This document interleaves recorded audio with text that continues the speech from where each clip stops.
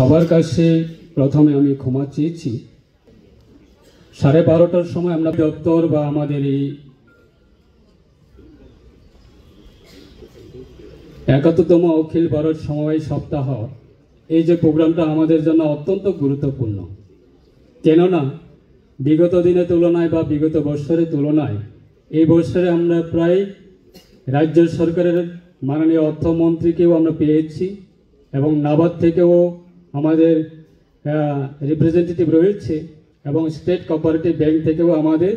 MD সাহেবরা আছে। তাই আগামী দিনে আমি আশা রাখবো যে আমাদের প্রত্যেকটা সমবায় সমিতি বা প্রত্যেকটা আমাদের ল্যাম্পস্টেক যারা রয়েছেন বা আমরা এই সমবায় সমিতির মাধ্যমে আমরা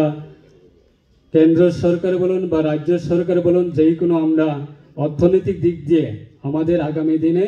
আমরা অবশ্যই অর্থের জন্য সমস্যা হবে না বলে আমরা মনে করব, যেহেতু আমাদের রাজ্য সরকারের মাননীয় অর্থমন্ত্রী রয়েছে এবং নাবার্ডেরও আমাদের জিএম সাহেব রয়েছে এবং স্টেট কোঅপারেটিভ ব্যাংক সমবায়ের ছোট ভাই হিসাবে আমরা স্টেট কোঅপারেটিভ ব্যাংককে আমরা সব সময় আমরা ছোট ভাই হিসাবে আমরা মানি এবং আমাদের এই সমবায়ের ক্ষেত্রে স্টেট কোঅপারেটিভ ব্যাংক অবশ্যই ভূমিকা রয়েছে। তাই আগামী দিনেও তাদেরকে আমরা অবশ্যই পাশে পাবো বলে আমরা মনে করি। দেখো, আমার পূর্ববক্তারা বলার চেষ্টা করেছে আমাদের বিশেষ এই যে দিনটা আমাদের জন্য অত্যন্ত গুরুত্বপূর্ণ। বিগত দিনে আমরা দেখতাম আজকে যে এই যে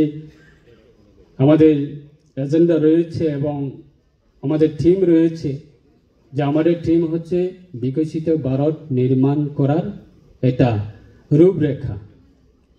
এই যে বিকশিত ভারত নির্মাণ করা সেটা শুধু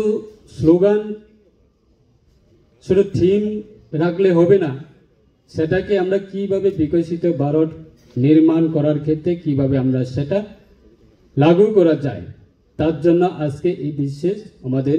এই যে এজেন্ডা। তাই আগামী দিনে আমরা আশা রাখবো আমাদের যেহেতু আমাদের এই দপ্তরের যিনি আজকে ভারত সরকারের মাননীয় মন্ত্রী অমিত শাহজি রয়েছে, প্রত্যেকটা 2 মাস 3 মাস অন্তর অন্তর আমাদের এই দপ্তরের আধিকারিককে নিয়ে এবং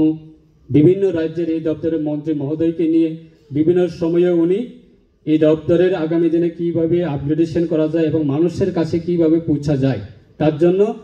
ভারত সরকারের মাননীয় মন্ত্রী আজকে অমিত শাহজির নেতৃত্বে এই যে দপ্তরের বিভিন্ন পরিকল্পনা হাতে নিয়েছে। এবং সত্যি সেটা আমরা বলতে পারি যে 2018-র আগে আজকে যে অ্যাক্টিভিটিসটা আমরা আপনাদের সামনে আমরা যে অ্যাক্টিভিটিসটা আমরা মঞ্চের মধ্যে দেখিয়েছি, সত্যি সেইগুলি বিগত সরকারের আমলে বা বিগত সময়ে 2018-র আগে যে আমরা কোনোদিনে এরকমভাবে একটা সোসাইটিকে আমরা এনকারেজ করা, একটা সোসাইটিকে কিভাবে উজ্জীবিত করা, একটা সোসাইটিকে কিভাবে আমরা সাহায্য করা, বিগত সময়ে সেই রকম উদ্যোগ ছিল না। সত্যি আমরা সেই জন্য আমাদের প্রত্যেকটা রাজ্যের প্রত্যেকটা মানুষকে আমরা সেই জন্য আমরা ধন্যবাদ জানাই যে আমাদেরকে আপনারা সুযোগ দেওয়ার জন্য এবং আমাদেরকে এই জায়গা পৌঁছে দেওয়ার জন্য, আপনাদের জন্য কাজ করার, যে আপনারা সাহায্য হাত বাড়িয়ে দেওয়ার জন্য আমরা রাজ্য সরকারের পক্ষ থেকে অসংখ্য ধন্যবাদ জানাই।